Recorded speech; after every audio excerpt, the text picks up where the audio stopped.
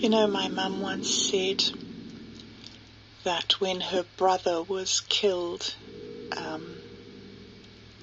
in his car, he just turned 21 and he just got his wings from the Air Force. And the girls had brought him up because their mum had died when he was 2 years old. And he died in a car crash.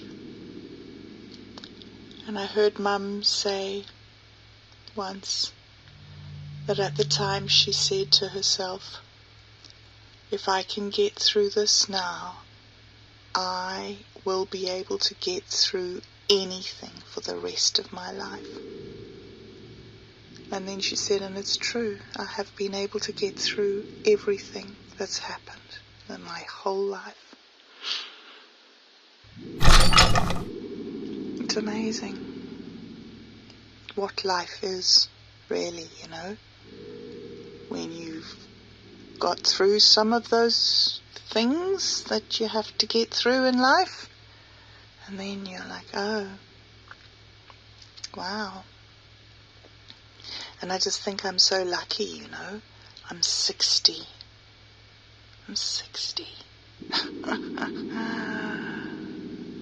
You know, there's some, back in the olden days when we were cavemen, I would be dead by the time I was 14. Look at all life I've seen, because man built this. We did this thing together. I don't know. Planet Earth. I don't know. What did we do? We've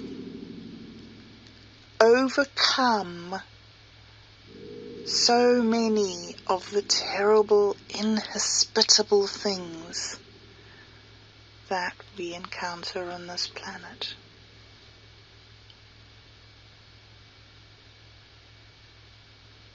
Anyway, I was just sitting here in the dark and I was thinking to myself, I've experienced the most terrible thing that a mother has to experience. Looking at her child deliberately giving up on the experience of life. This, I don't know. How do you even explain, verbalize the exquisiteness of being alive?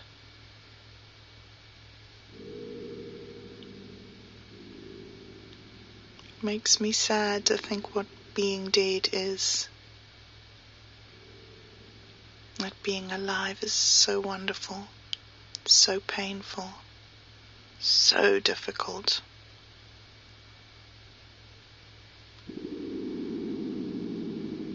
I don't know, it's just so beautiful, it overwhelms me. And I'm almost not able to breathe from the sort of the staggering and overwhelming privilege of being able to take another breath on this earth. Where do those feelings come from even? Like, how does a mortal being inhabiting a mortal realm experience a feeling of such wonder at life? Anyway, that doesn't make sense at all. But my child didn't want it, did not want to experience that joy and that wonder and that beauty, or have the fun. The misery that she experienced was too much for the fun to be worth it. And so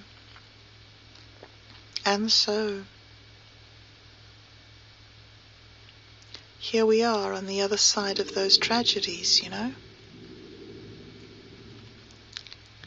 And you look back and you know that every single one of them brought you to now, to this level of insight, this level of perception, this level of ability to appreciate what other people do for you. For you. For them. I don't know. It's so weird. The balance of just knowing that this is the world and that things are normal and it's not about me and nobody cares if I'm alive or dead. The whole earth will go on. 7 or 8 billion people won't know that I died.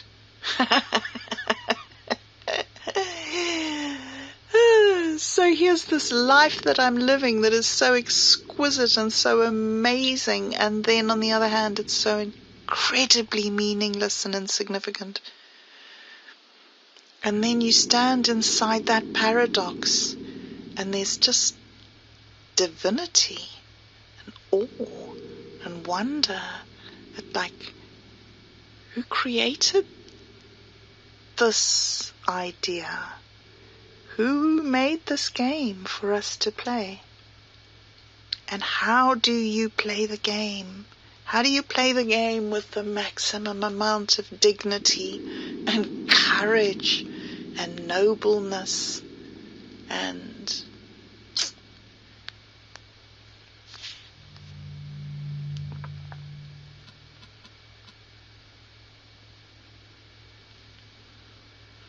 oh well. Yeah.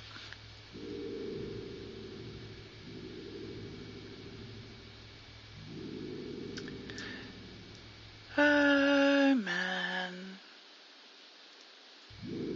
So if I can get through this most terrible thing that has to happen to a mother, to lose her child to the child's own hand, then I can get through anything else, even if it's another one of my children killing themselves. You know, when I had my first child, I thought, I've done it. I have reached the pinnacle of my existence. I have transformed into a mother. And now I know how to be a mother, and I'm going to have another child. Because the first time I was scared as. I didn't think that I was going to be able to do it. And I haven't. So I was right.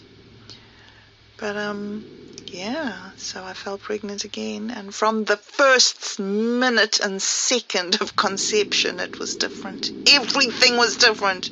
Everything was different. And so every expectation that I had was wrong. Isn't that such a fascinating conundrum?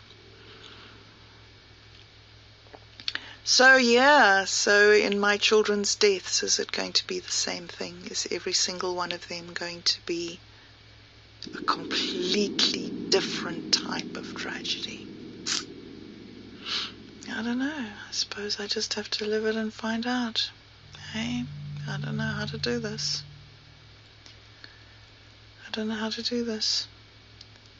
I'm just hoping that something will come to stop it happening. But at the same time, I just feel this unholy dread. All my children, like Job, everything I own, my partner, all my people. Can you imagine that amount of sorrow? Can you imagine that amount of sorrow? And yet the guy was able to accept the inevitability of helplessness.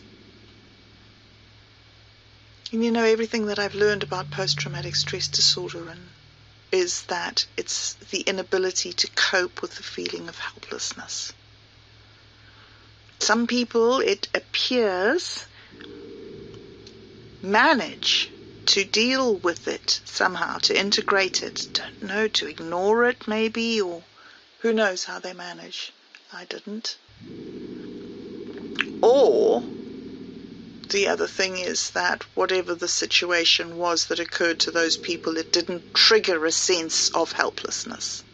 And so they didn't come into contact with helplessness. It's another different theory. The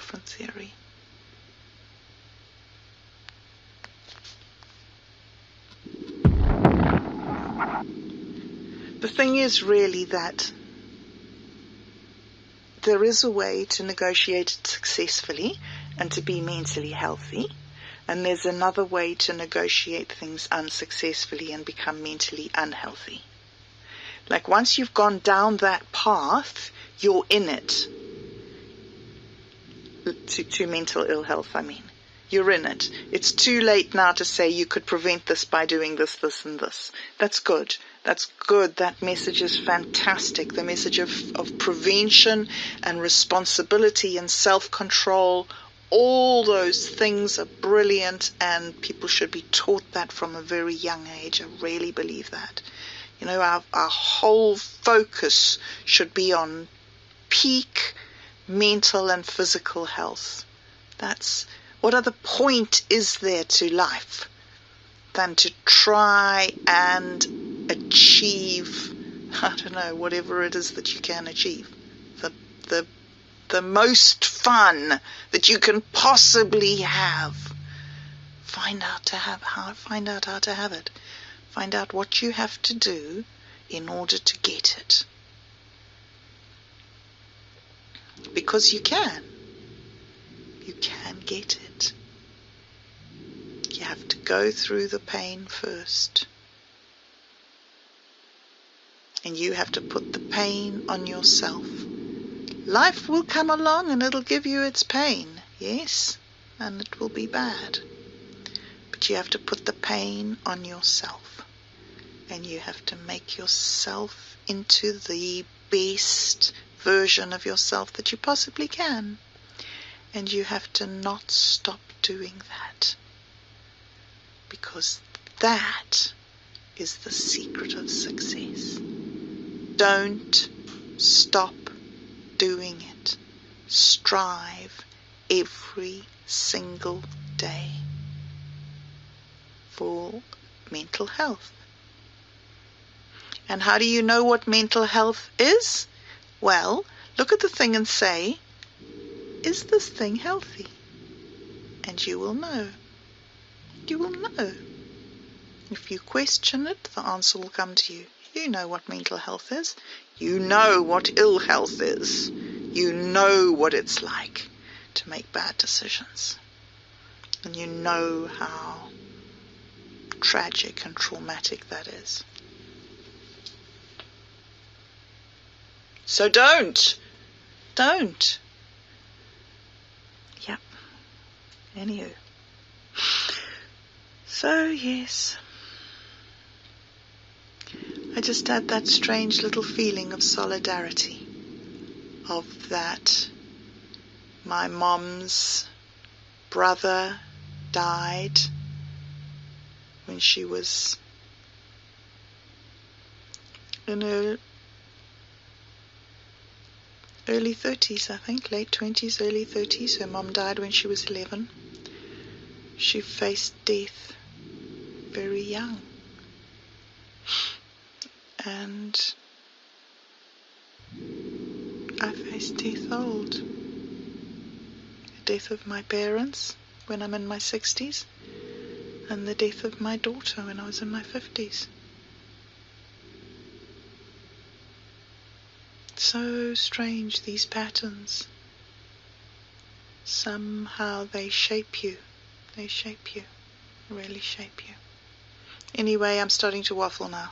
So it was good for me to share that little moment of solidarity with my mother and understand that essentially I'm no different from her. Somehow there's some lack of something. Whatever didn't happen with her and her mom didn't happen with her and me.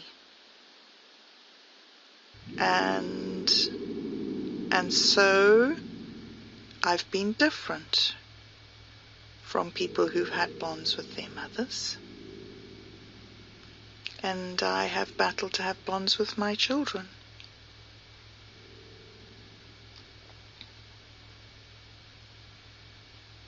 And my dad was there for his wounded wife's children, but my husbands weren't there for this wounded wife's children. And so the children have suffered because the man has been absent. And it's sad, and it's wonderful that it's changing, and it's wonderful that we are discovering how to do this. Our species is learning, we're growing up, we're facing some of these issues, we're making mistakes, we're trying to regroup, we're trying to learn and adjust and supplement our knowledge with our technology and do all the things. Yeah. Anyway, I've just seen the time and I'm talking for too long, and this is just getting on to being a long, waffly, boring talk. Another long, waffly, boring talk by Bob Dub. So, I needed a long, waffly, boring talk today, guys. So,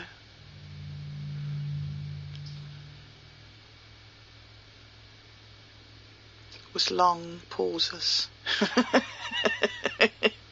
For deep introspective moments. Sorry, man. Okay, right. So, the next thing. Do the next thing. I've got through Carly's death. I'm going to get through Callum's cancer. Wow.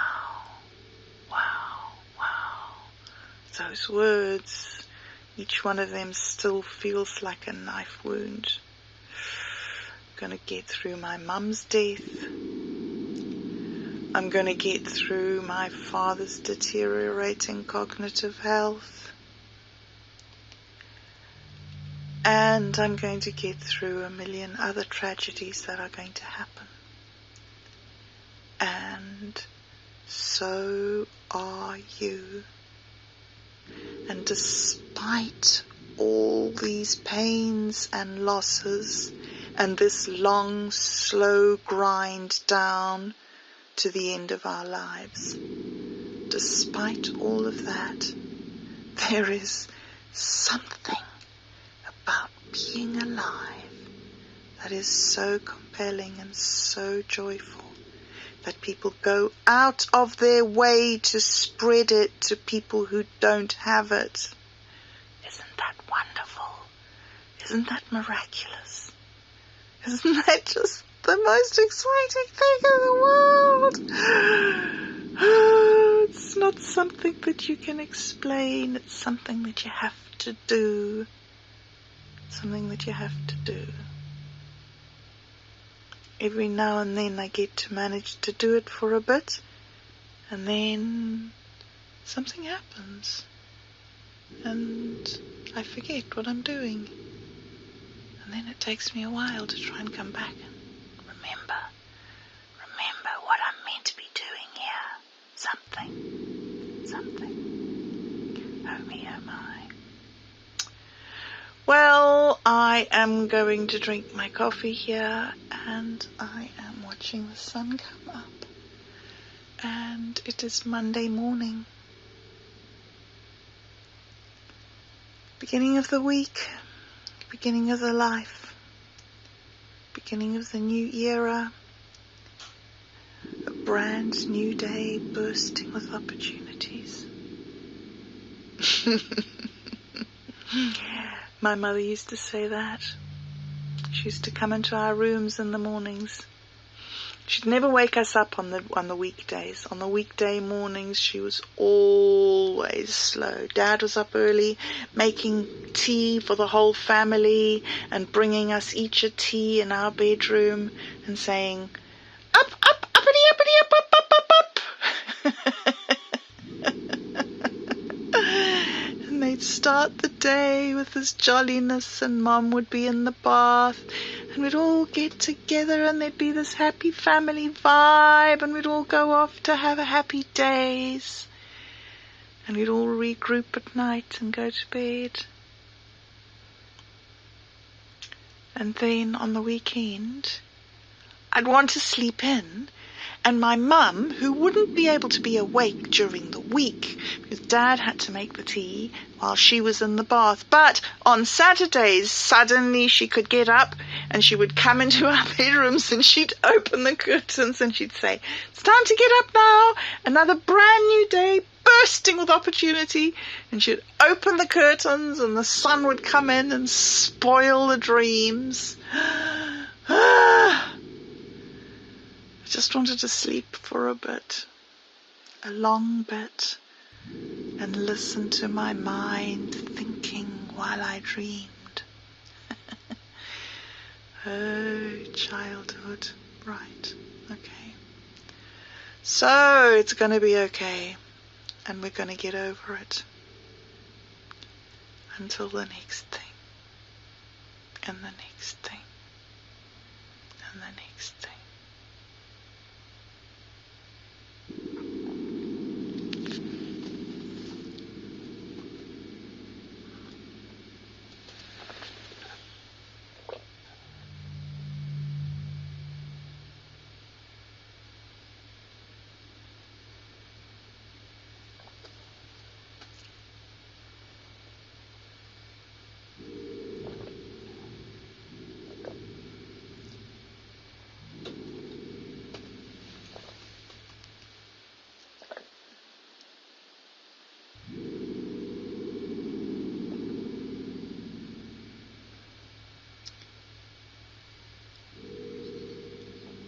So I think the thing is really thanks to all of you guys.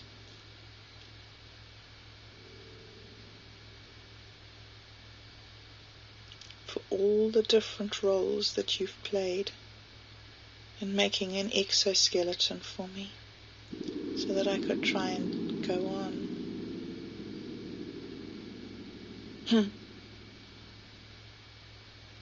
And you did it because you knew what it took. And now I know, now I can do it for somebody else.